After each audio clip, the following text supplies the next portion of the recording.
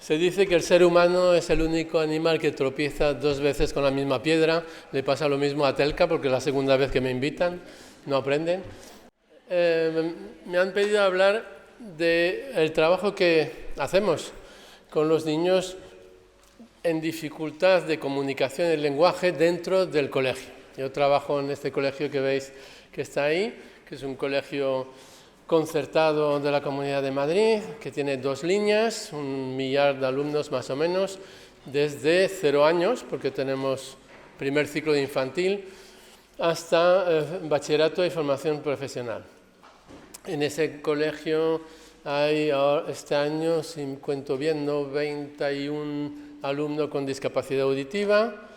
En el último censo había 27 niños con diagnóstico claro de TEL, 6 con síndrome de Asperger y después, bueno, pues los niños que tienen dificultades comunes, ¿vale? Como decía de la San Marc, hay 1020 trastornos en el colegio, ¿no? Cada uno es individual. Bueno, pues voy a intentar explicar un poco lo que intentamos hacer con los profesores en el aula. Para esto, primero voy a repasar un poquito algunos temas generales. Bueno, porque justamente, mira qué casualidad salió esta mañana.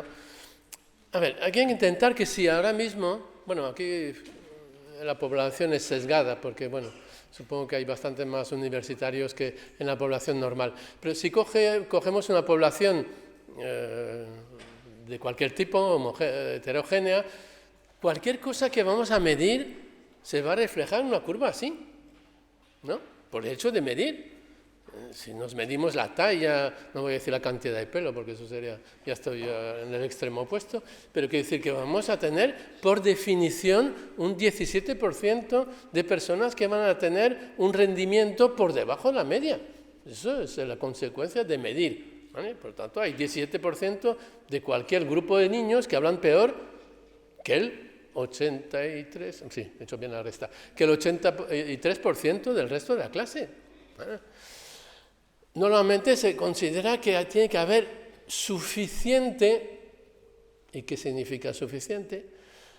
Suficiente desfase como para decir que hay un trastorno. Entonces uno lo fijan en 1,5 veces una desviación típica, lo que separa los 2 extremos de la dispersión, otros 2, y por eso hay fluctuación. Pero en general se acepta que hay un 7% de la población de primaria, ¿vale?, que presenta lo que consideramos un trastorno específico del lenguaje, ¿vale? Es decir, síntomas superiores a la simple distribución estadística. A esto, claro, hay que añadir lo que se llaman habitualmente los niños de integración, ¿no? Es decir, pues niños que tienen una discapacidad general, pues sordera, parálisis, etc. Todos estos, claro, tienen también problemas con el lenguaje. Lo que pasa es que no son primarios. Bueno, claro, siendo el lenguaje la herramienta principal de la comunicación y de la enseñanza, mucho TIC y todo eso, pero al final lo que se transmite es a través del lenguaje, pues es normal que un niño que no domine la herramienta principal tenga otros trastornos, que van a derivar de 2 cosas que parecen evidentes y de una tercera que es la que yo voy a intentar desarrollar. Dependerá evidentemente del tipo de trastorno. No es lo mismo tener un trastorno mixto, comprensión-expresión, que solo de expresión, ¿vale? De cara a seguir una clase, evidentemente va a ser distinto. Del conjunto de habilidades del niño. Un niño que tiene una discapacidad podrá o no compensar, que es lo que intentamos todos hacer cuando tenemos algo que nos falla, ¿no? Y que no podemos arreglar a corto plazo. Vamos a intentar compensar con otras habilidades. Pero si no existen, difícilmente vamos a compensar. Por lo tanto, las consecuencias del TEL en un niño o en otro niño, aunque sea el mismo TEL, pues van a ser distintas. Pero también va a depender mucho del modelo escolar. Si yo tengo un problema de comunicación para hablar contigo, la comunicación dependerá de mi habilidad y de la tuya para ayudarme, para entenderme, para ayudarme a completar y no poner cara de palo diciendo, ¿qué dices? ¿Qué dices? ¿Qué dices? Pues tengo un problema más gordo.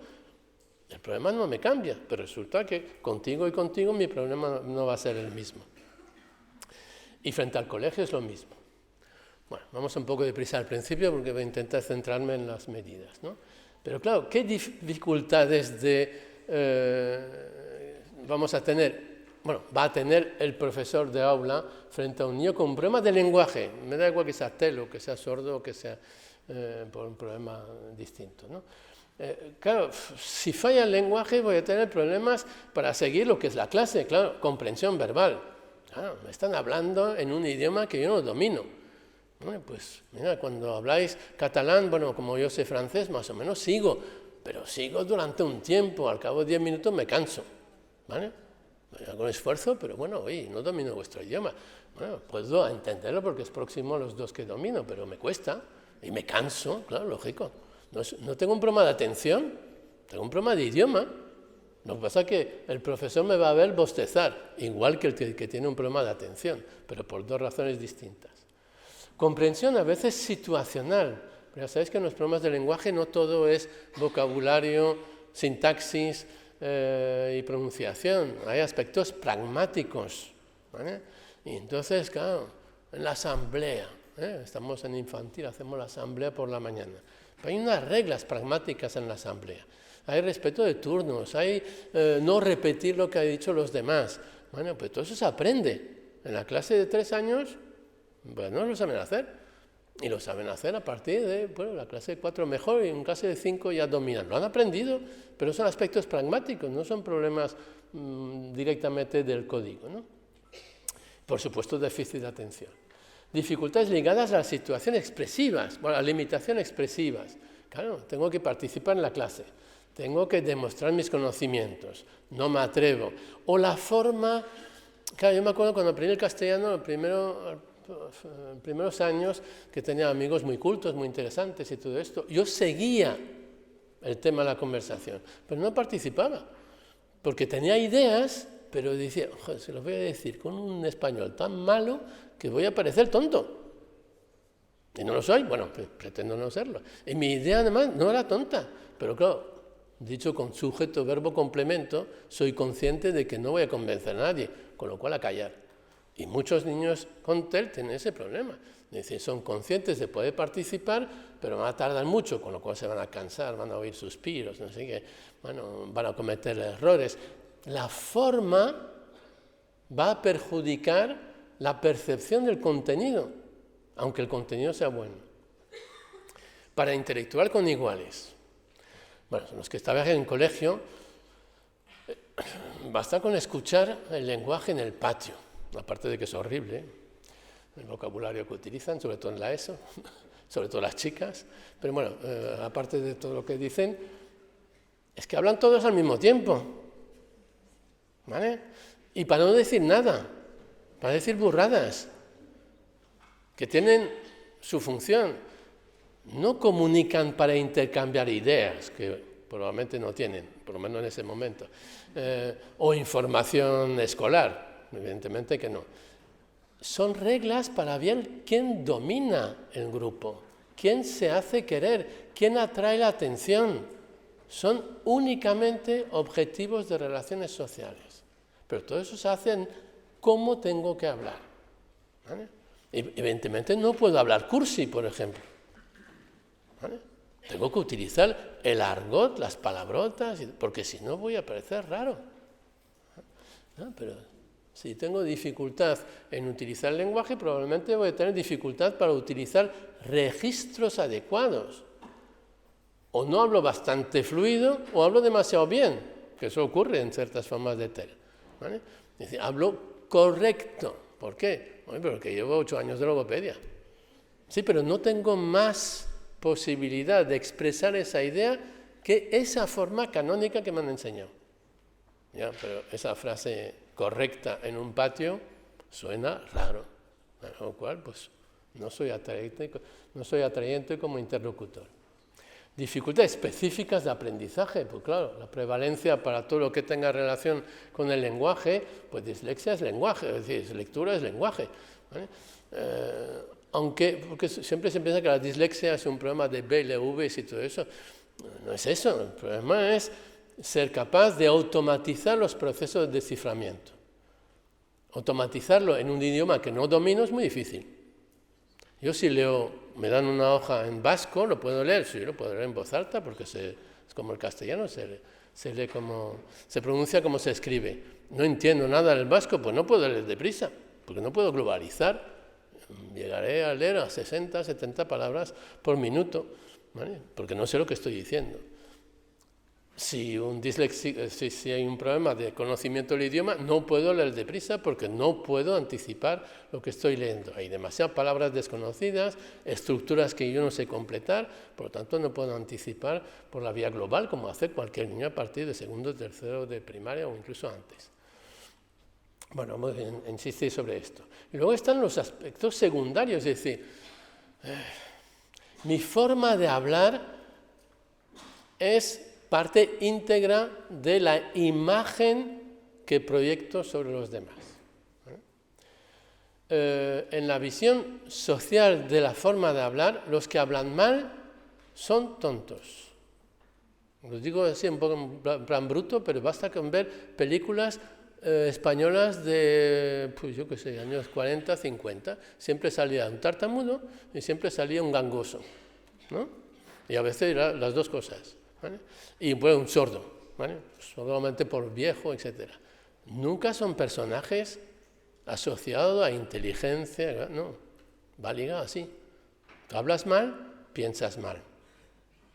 Entonces, claro, eso, si nadie explica a la sociedad que esta ecuación no es correcta, pues claro, los niños aprenden que cuando hablan y lo hacen tan mal, la gente no piensa que hablan mal, piensa que piensan mal. Entonces esto va ligado directamente al problema de imagen. Y la imagen, pues con la autoestima, etcétera, puede provocar evidentemente comportamientos desajustados.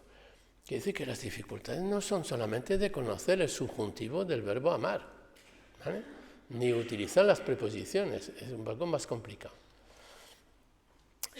Hay una cosa que van a tener siempre, si tiene un TEL lo va a tener toda su vida, ¿vale? Aunque aparentemente haya superado los síntomas más evidentes, ¿vale? Ya no habla en plan telegráfico, ya pronuncia la R y todas esas sílabas complicadas, pero siempre va a tener problemas y eso se ha demostrado de forma empírica, ¿no? Es decir, con estudios en adolescentes y jóvenes adultos, ¿vale? Que tienen competencia lingüística buena, muy recuperada, pero el momento que les ponen una situación, por ejemplo, de entender con ruido, bueno, claro, nosotros también, hay un momento que el ruido es demasiado, no entendemos, pero la relación señal-ruido, para nosotros, bueno, ahora no me acuerdo el dato exactamente, me parece que tiene que tener 5 decibelios por encima y ya está.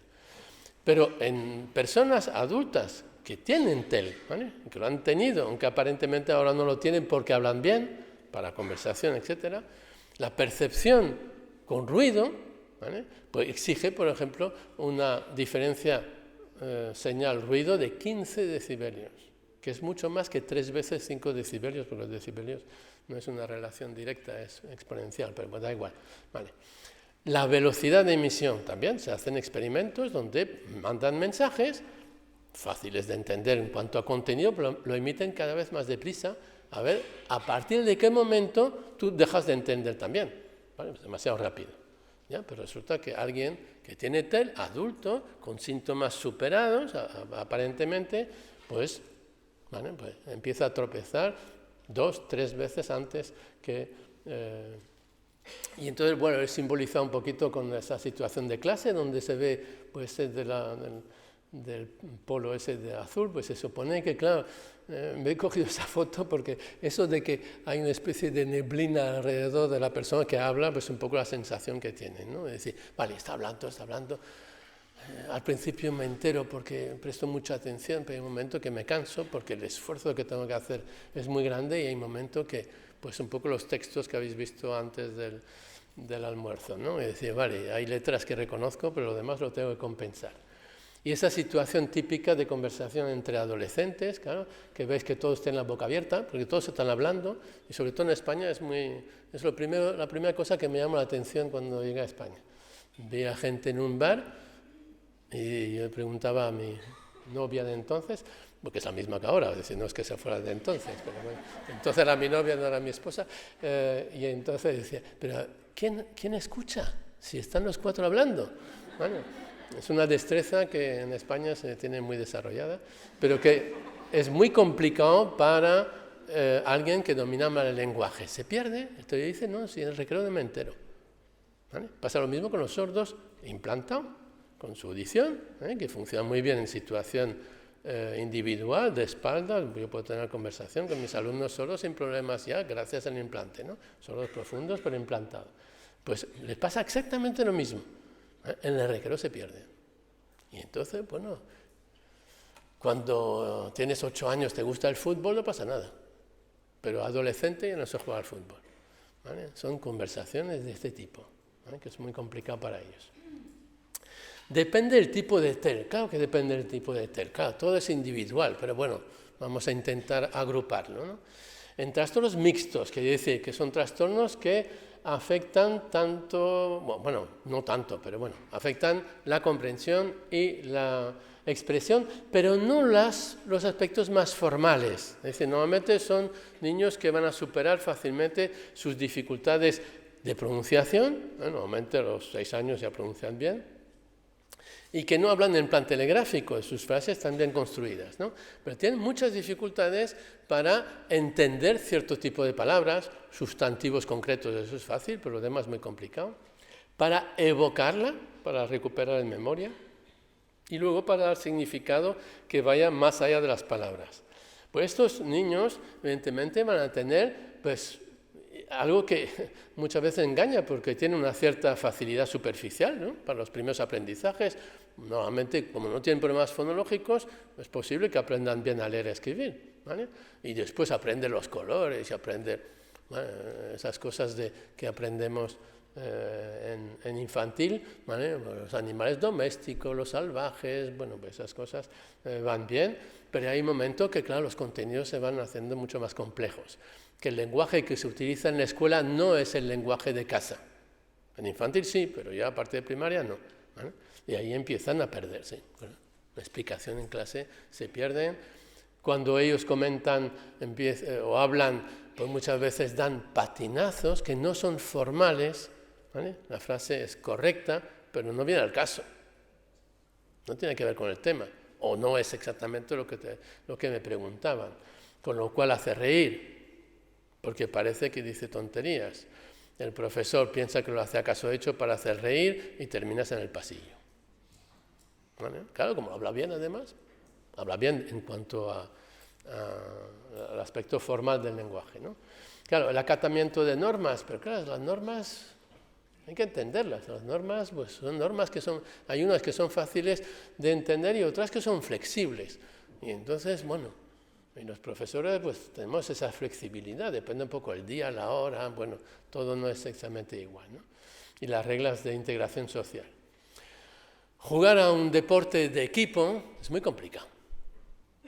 Claro, nadie puede imaginarse, nadie que no sea de la profesión, que hay que enseñar a un niño que no se mete goles en las 2 porterías, ¿vale? Que el fútbol no es meter goles, es meter goles en una portería y no en la tuya, ¿vale? Parece evidente, ¿no? A un niño que no tiene problemas, ¿alguien le ha explicado esto? No, lo ha visto y lo ha intuido. Pues yo he tenido con el futbolín del colegio a enseñar esto a niños de 8 años con flechas, es decir, tú los blancos, bueno, los blancos son míos, esos de rayas así que están un poco raros, esos son los tuyos, los blancos son míos. Y entonces tú para acá y yo para acá. Como son inteligentes, lo entienden a la primera, pero han tenido que visualizarlo y que yo lo haga de forma explícita. Y durante un mes en el patio tenía una flecha, que el que vigilaba el recreo giraba en función de en qué equipo se metía el niño, ¿no? Entonces, ¿quién se imagina que hay que explicar esto a un niño que después lee, escribe, suma, resta, si no tiene problemas en los aspectos mecánicos? Los problemas mixtos son trastornos todavía menos visibles que los demás, ¿no? Porque los trastornos expresivos no serán visibles, pero son audibles. Claro, pronuncian fatal, las frases están muy mal construidas, sobre todo cuando son pequeños. Bueno, pues entonces, claro, ahí sí que es al revés. Tienen problemas fonológicos, con lo cual van a tener problemas con la lectura casi seguro.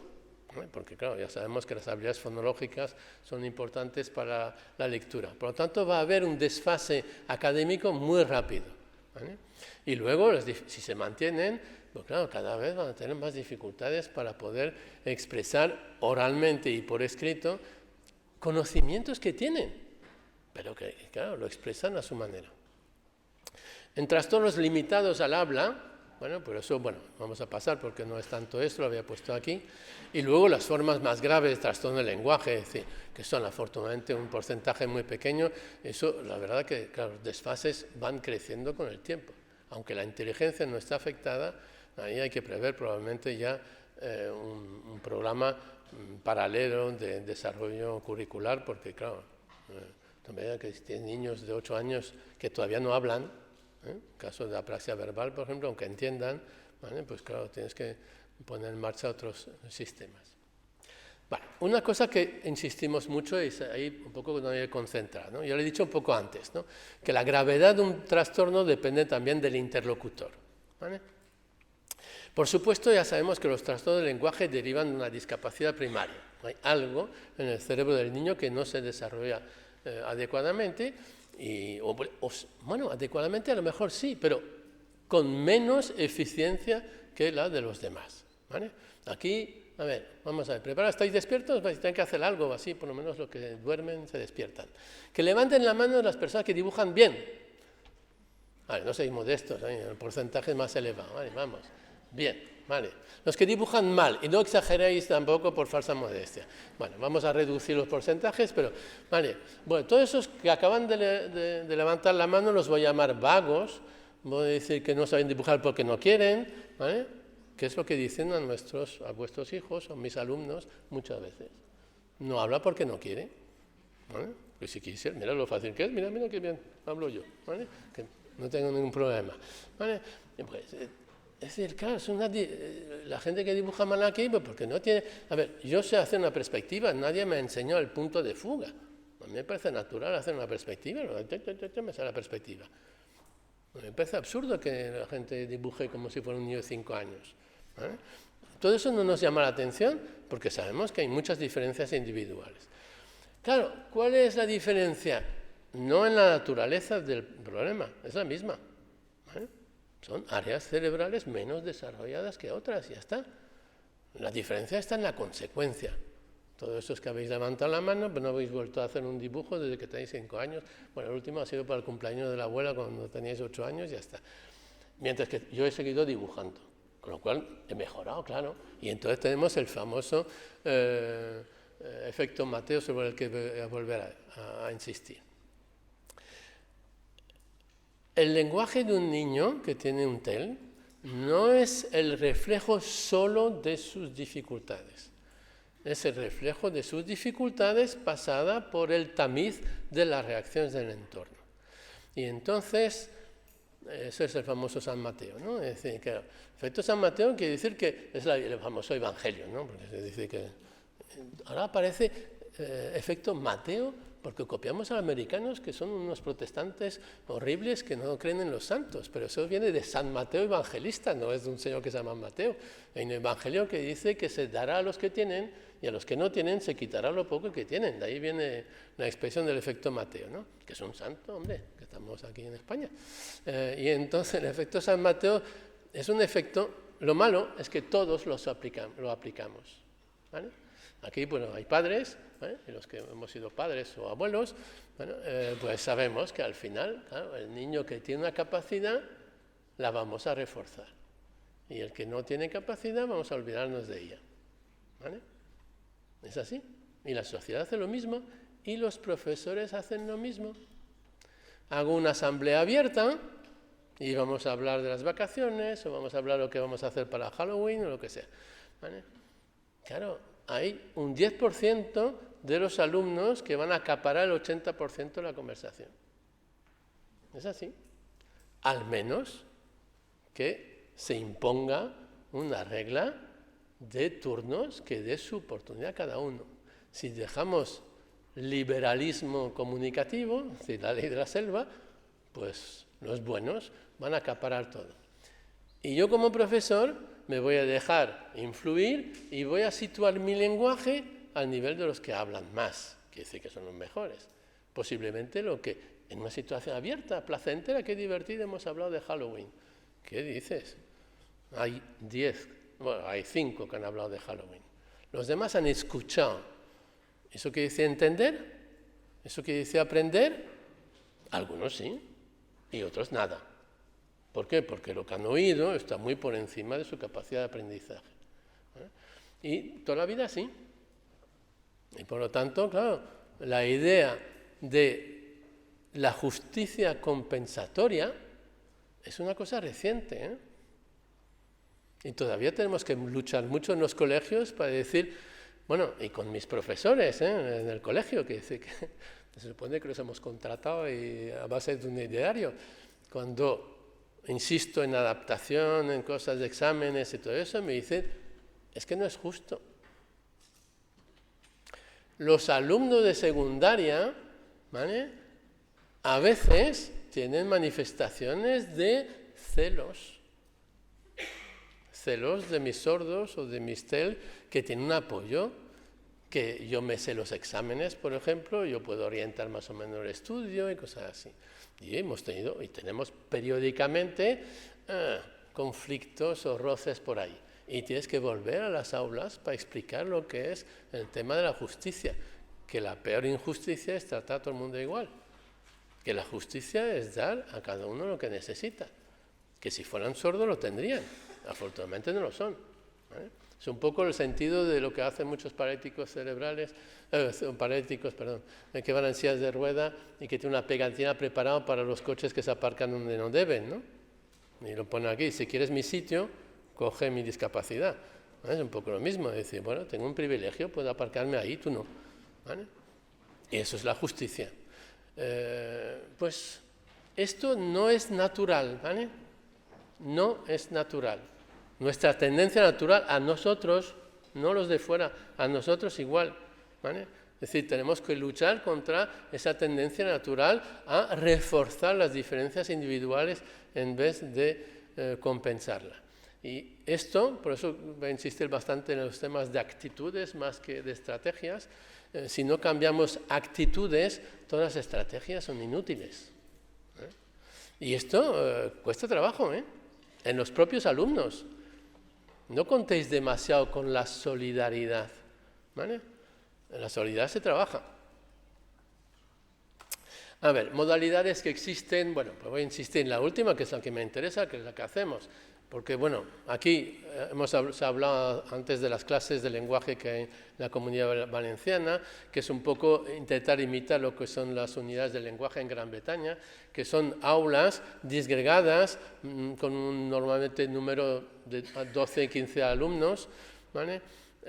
La enseñanza tipo 8 en Bélgica es lo mismo, es con 8 alumnos, pero es enseñanza especial, ¿vale? Es decir, enseñanza segregada, ¿vale? A lo mejor con contenido parecido al currículum normal, pero en aulas separadas. El apoyo externo a la escuela, pues el modelo de que tú vas al colegio y después del colegio te vas a ver un logopeda, y luego lo que vamos a hablar es la adaptación de la escuela. El modelo de apoyo externo es casi siempre insuficiente, salvo para los casos leves, eso es evidente. No es con 2 sesiones de logopedia y sin influir en los entornos que vamos a solucionar los problemas. El modelo de aula especializada, bueno, parece indicado para los casos a lo mejor con muy poca capacidad de lenguaje. A partir de un cierto momento las adaptaciones no son capaces de compensar, ¿no? Pero el modelo de adaptación de la escuela parece el más indicado, con el apoyo integrado en el horario escolar como lo más adecuado, porque es el más adecuado para la mayoría, ¿vale? No necesariamente para la totalidad. Una escuela inclusiva, vuelvo a machaco siempre lo mismo, pero lo siento, es como los alumnos, hay que repetir mucho para que se enteren. Las estrategias vienen después de un cambio de actitud. Si no cambias la actitud, las estrategias son letra muerta, ¿vale? Tiene que haber una actitud que supone comprender en qué consiste el problema y voluntad de que este niño pueda aprender no como los demás, porque lo vas a hacer de forma distinta, pero pueda aprender lo que necesita aprender. Eso la expresión en la escuela no dañina, la puse hace, yo no sé, 30 años, que me pidieron los inspectores de Madrid una conferencia sobre problemas de lenguaje. Entonces no tenía más que inspectores, pero un porrón, había como 300 inspectores, que me decían, bueno, ¿qué pasa con el colegio? Y entonces dije que lo primero era el principio que los médicos aplican en su carta del juramento que tienen que hacer, ¿no? Es decir, primum non nocere, es decir, primero no hacer daño. Primero no hacer daño. La escuela hace daño a los niños que tienen dificultades. Hay muchos países donde no es obligatorio el colegio. Hay muchas familias que pueden hacerlo, claro, optan por no mandar al colegio. A niños TEL, a niños con Asperger, a niños que pueden aprender. Pero el entorno del colegio es tremendamente nocivo para niños que están por debajo de la media. Quiere decir que añaden problemas. ¿Vale? Añaden problemas justamente porque exigen lo mismo a todo el mundo y establecen comparaciones. A ver, ayer mismo, ¿vale? Pobre niño que me ha venido ahí con un examen que no ha hecho muy bien, ¿vale? No es de mi colegio, porque eso no lo admitiría. Y la profesora, que sabe lo que le pasa al niño, ¿vale? Pone, no has estudiado bastante. ¿Vale? Es un niño que estudia el doble de horas y a veces el triple de sus compañeros. Tiene problemas de almacenamiento de memoria y de recuperación de memoria, sobre todo en situación de estrés como en un examen. Entonces, una cosa que os habrá pasado, ¿no? En casa, sí lo sabía, iba al examen y no lo pone. ¿Vale? ¿Para qué? Sí que, es que, bueno, los que tenemos cierta edad sabemos que a los profes les encanta poner comentarios de esos. ¿Por qué pondrán esos comentarios? ¿Sirve para algo? ¿Sirve para algo? A ver si te esfuerzas. ¿Vale? Bueno, es lo más delicado que pueden poner. ¿Vale? Comentarios dicen, es como cuando preguntamos, porque a veces también somos padres, y dicen, ¿por qué eres tan malo? Los niños listos saben que no tienen que contestar, que no es una pregunta, no es una pregunta de teoría. Lo mejor en ese momento es agachar la cabeza y callarte, pero vamos, pero ¿para qué sirve esto? Y si tú sabes que es una familia que además está muy implicada, que está constantemente en el colegio, yo he tenido reunión con ella, con la profesora, ¿vale? Y sabe que es un niño que tiene muchas dificultades en memorizar todo lo que es verbal y no visual, ¿vale? Y te pone esto, ¿vale? Padre llorando, el niño llorando, y bueno. Entonces, cuando hablo de escuela no dañina, pues hablamos de esto. Entonces, la primera necesidad más importante es informar y formar, para que sean capaces de detectar, salvar su momento. Detectar no es tan difícil, oye. Además, lo tienen fácil, tienen un muestreo. ¿Vale? Tengo una clase de 5 años, pues si tengo 25 de desarrollo típico, pues es muy fácil detectar que algo va mal, no te pido hacer un diagnóstico. ¿Vale? Pero no, digo, bueno, ya pasará, no tiene importancia, hay niños que hablan muy tarde, no sé qué. Eso que lo diga el especialista, no lo digas tú. Tú tienes mucha información, ¿vale? Porque lo ves todos los días. Y tienes un muestreo, no hace falta tener un test.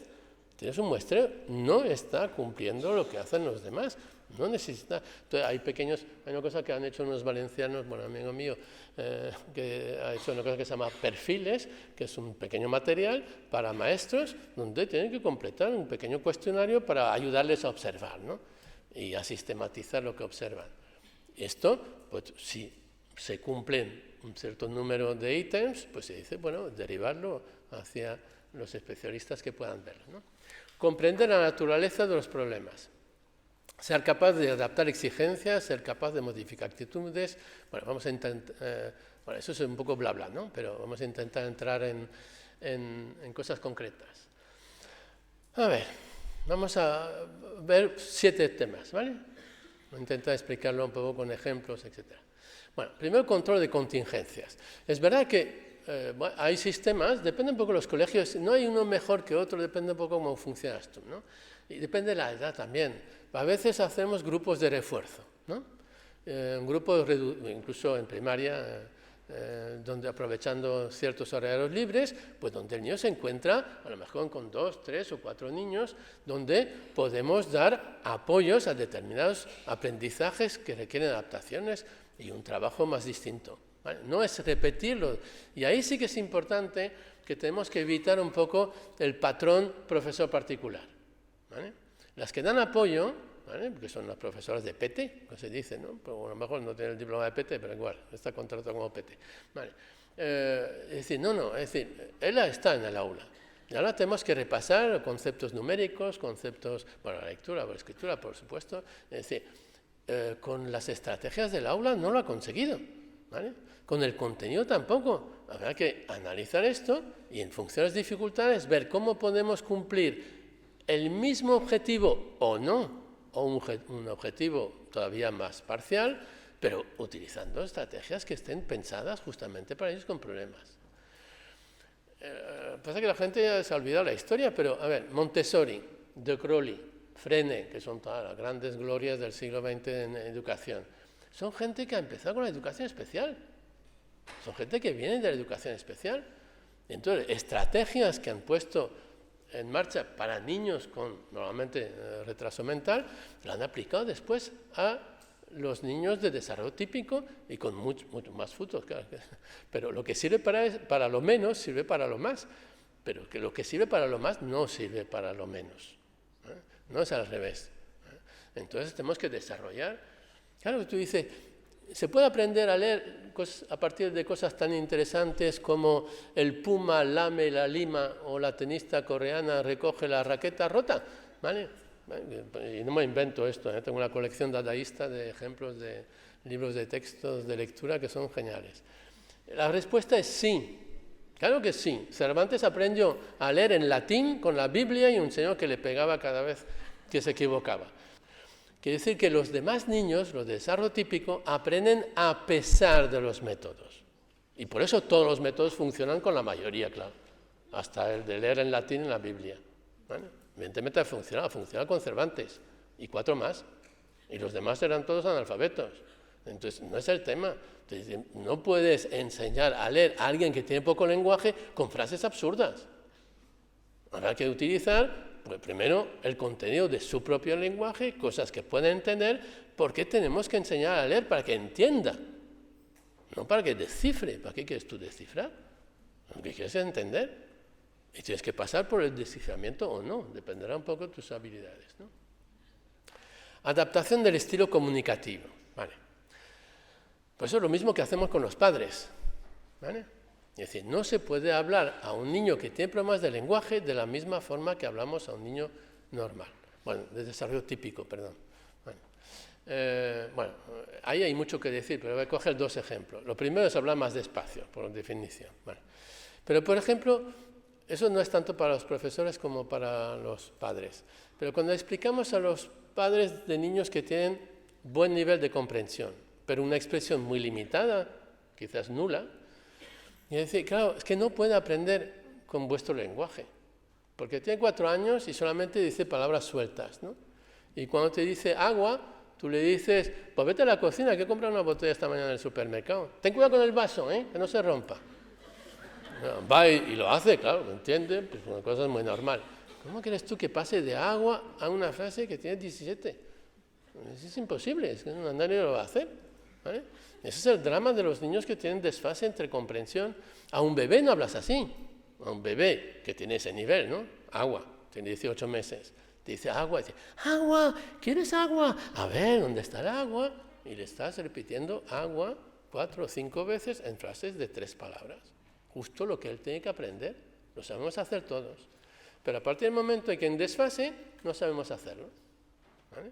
Entonces le damos modelos inalcanzables, con lo cual perdemos todas las oportunidades que hay alrededor del... Aprender a decir cosas complicadas, bueno, complicadas, adecuadas a su edad, con frases cortas y sencillas, pues una técnica, hay que aprenderlo, ¿vale? Entonces, hay cosas que se pueden pedir a los padres y no se pueden pedir a un profesor de aula porque él tiene otros interlocutores, no puede hacer tanta adaptación.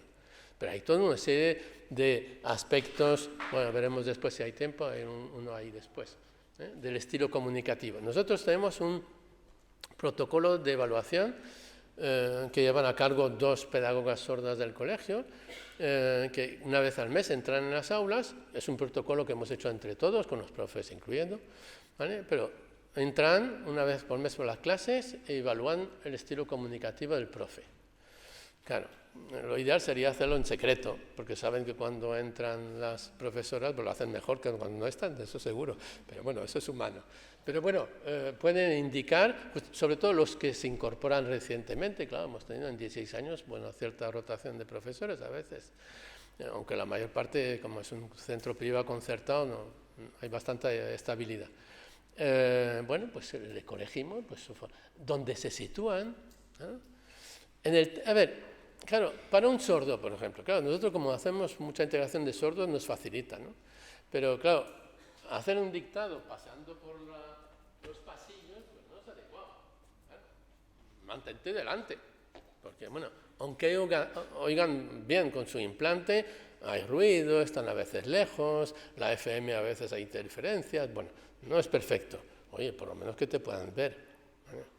La forma de gesticular, la forma de hacer bloques en la información. Él utiliza mucho las preguntas de control. No hables media hora sola. Es lo que hacemos aquí, está muy mal en un aula. ¿Vale? La gente se pierde. Bueno, pues se supone que no tenéis problemas, ¿no? Pero bueno, si no, había esto. Bueno, ajuste de los plazos de aprendizaje.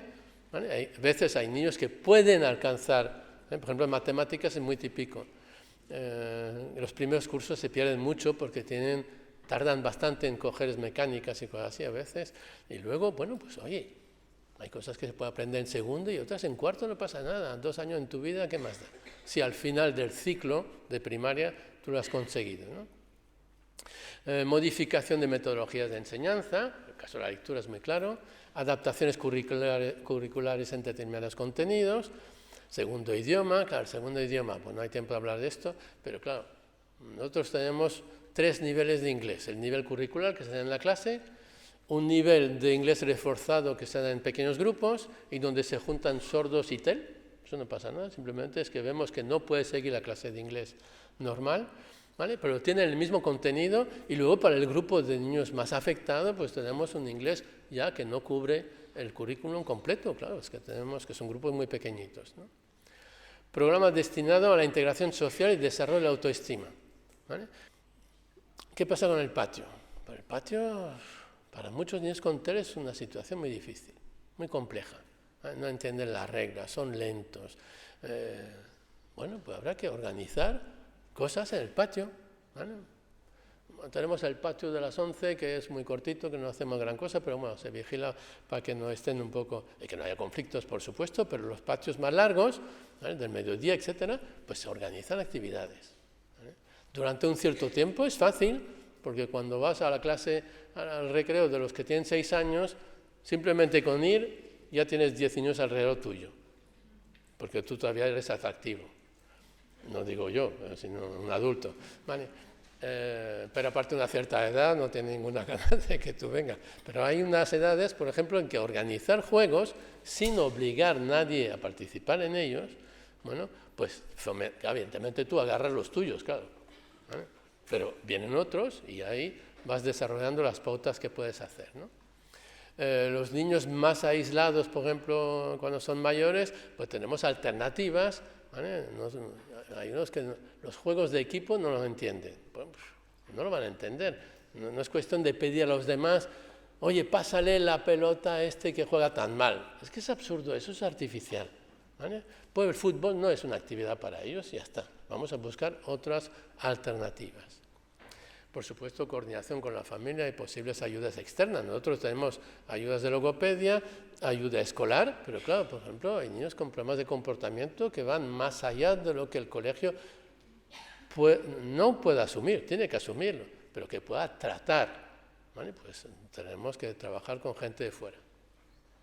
Vale, lo que decía la comunicación en el aula, ¿no? Controlar el ritmo de habla, la expresividad. Hay profes que no me hablan así, no se mueven para nada. ¿Cómo puedes dar clase si aburres a todo el mundo? No solamente a los sordos y a los TEL, es que no se puede dar clase así.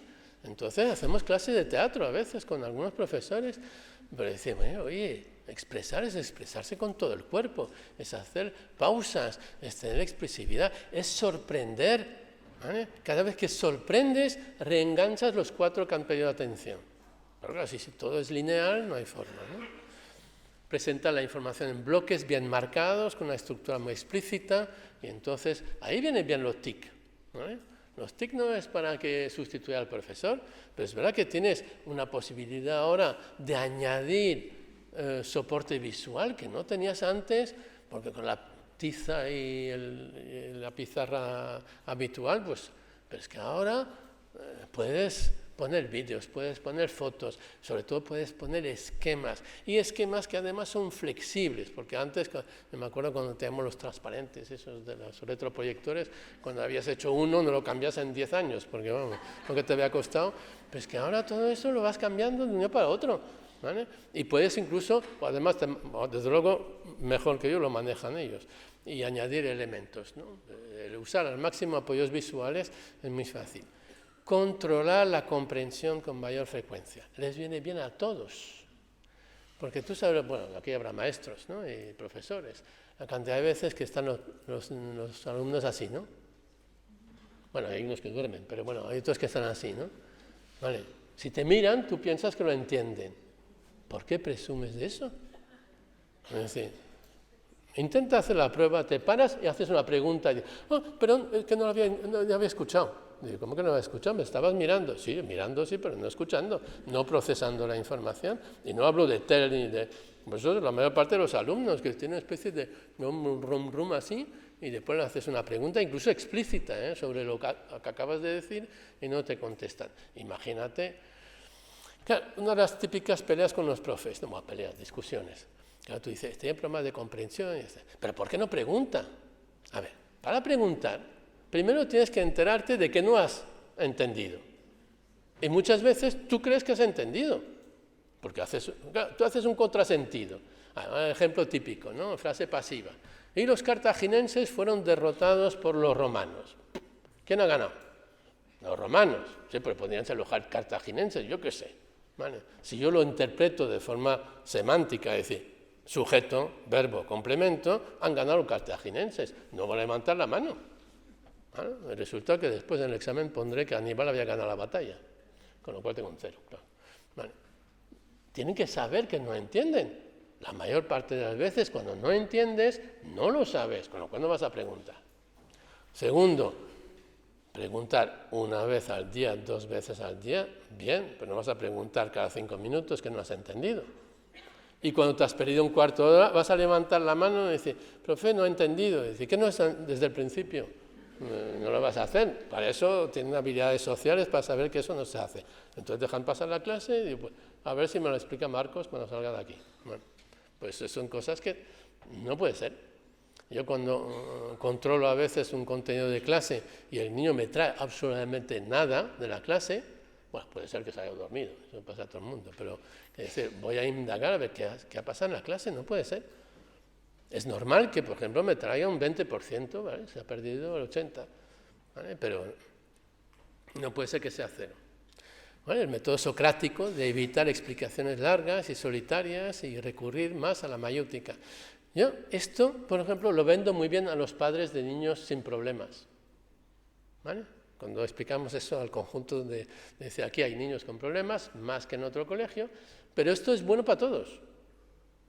¿No? Hombre, menos mal que después tengo las evaluaciones de la consejería que muestra que el colegio tiene un nivel medio por encima de la media, porque si no, no vendrían al colegio. Pero que decir que, aparte de esto, todo eso que hacemos, ¿vale? Les viene muy bien. Por ejemplo, nosotros en los 6 primeros cursos, es decir, de 0 a 6 años, bueno, de 0 no, perdón, empiezo con 3. De 3 a 6 años, las profesoras de inglés, igual que las tutoras, dan las clases en bimodal. Hablan y signan para toda la clase, no para los sordos, para toda la clase. Con lo cual los oyentes saben bimodal, ¿vale? Y lo hacen en inglés también, que son los mismos signos, ¿vale? Lo que permite a la profesora no traducir nunca. Siempre habla inglés. Cuando no entiende, le hace el signo, ¿vale?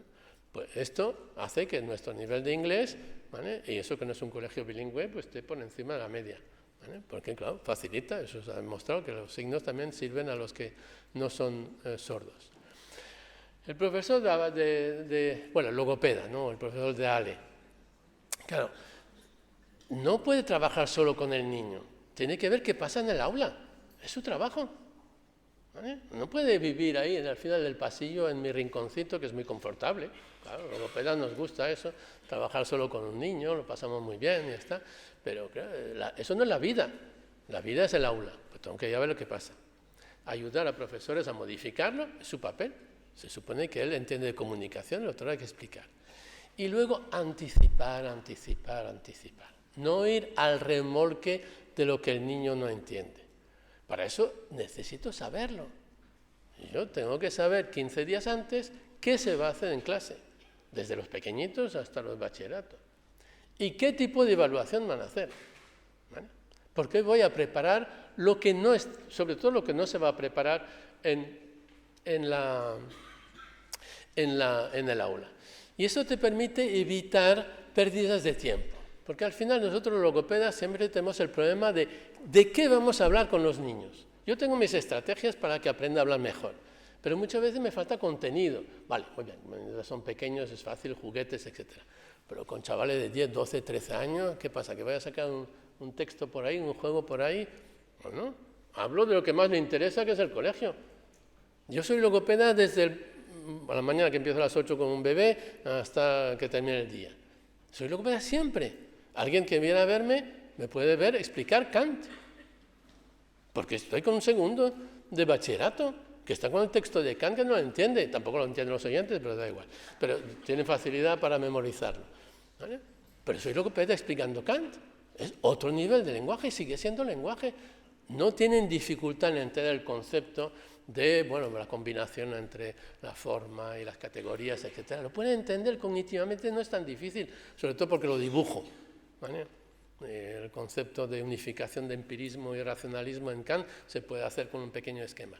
Pero después lo tendrán que explicar a través del lenguaje, ¿no? El día del examen. Pues tendré que transformar esto y entonces me paso la vida traduciendo textos al mismo idioma, claro. Porque hay que hacer resúmenes de textos, ¿no? Muchas veces el texto adaptado es más largo que el original, porque tienes que añadir cosas y no puedes utilizar tantos pronombres anafóricos y cosas así, ¿no?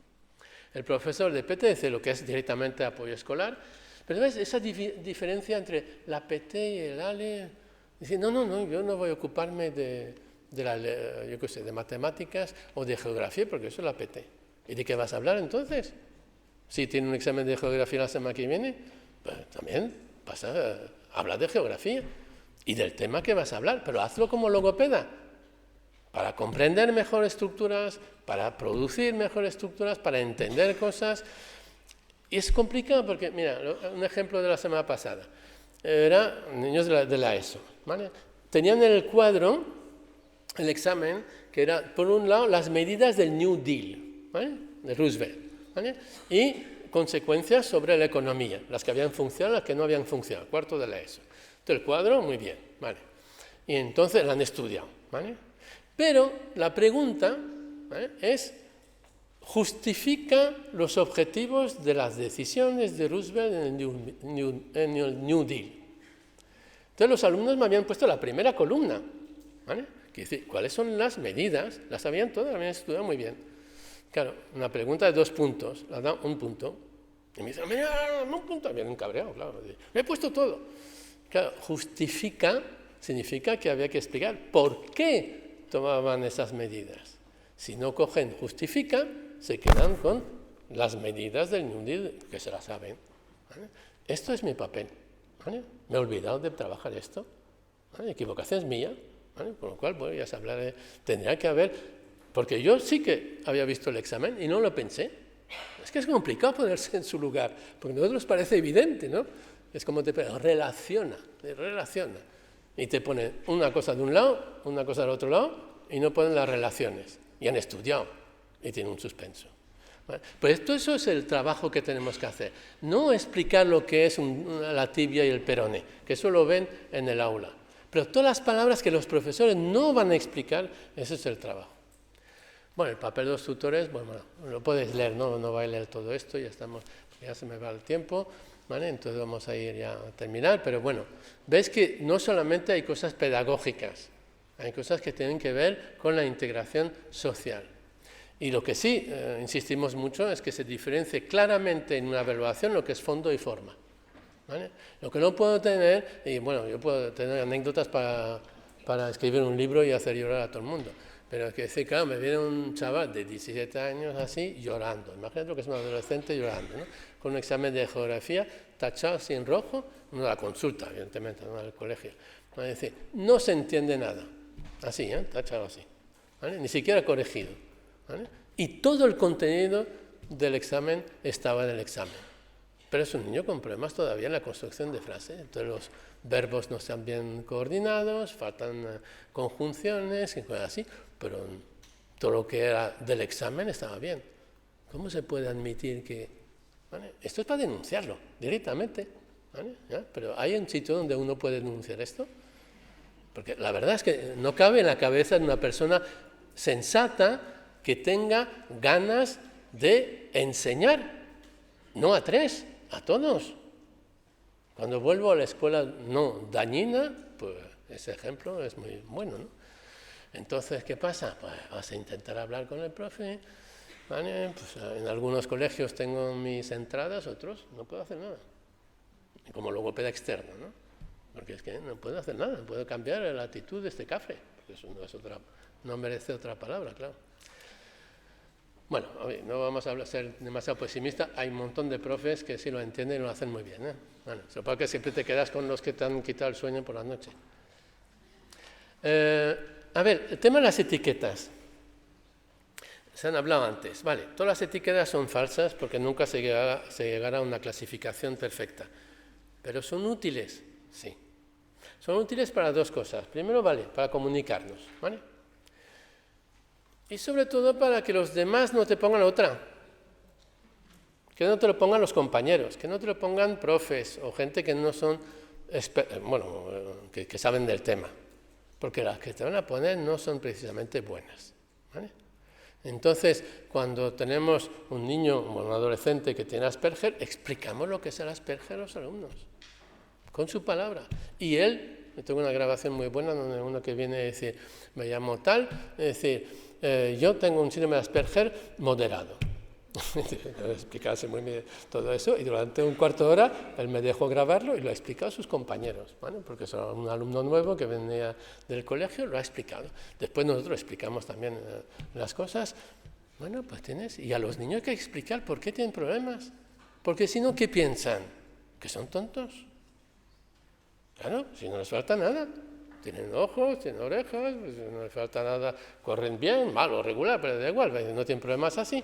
Entonces, ¿por qué no aprenden como los demás? Pues serán porque son tontos, vagos, que son las etiquetas que ponen los demás. Entonces, decir, no, este niño tiene un TEL y vamos a explicar lo que es.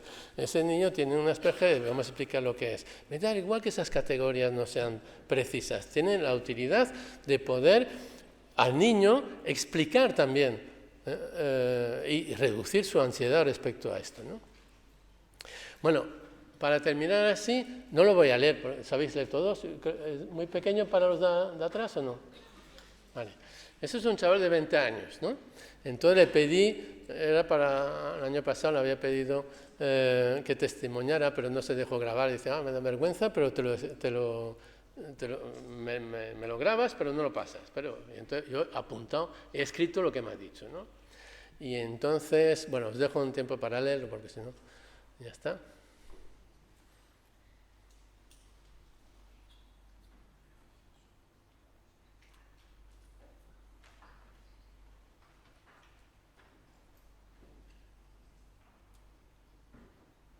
¿Va bien hasta ahora? ¿Y otra? ¿Puede pasar a la siguiente? Oye, muchos disléxicos aquí, ¿eh?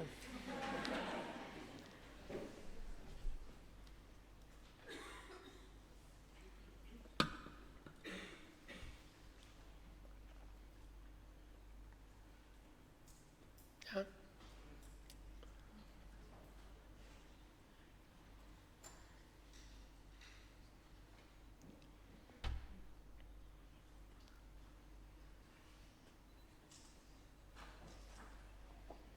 Está transcrita tal cual, ¿eh?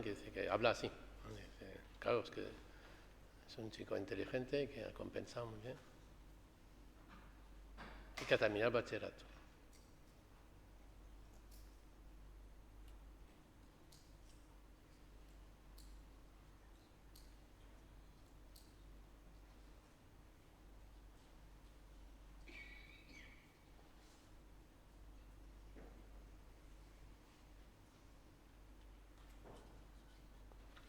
Y este tipo de testimonios para los chavales, sobre todo los adolescentes, cuando empiezan a darse cuenta que su problema no va a desaparecer, sino que se va a modificar, pero que van a seguir teniendo dificultades, es muy importante que se puedan identificar con chavales más mayores, porque no es lo mismo que lo expliqué yo que lo explique un compañero que ha pasado por lo mismo, ¿no?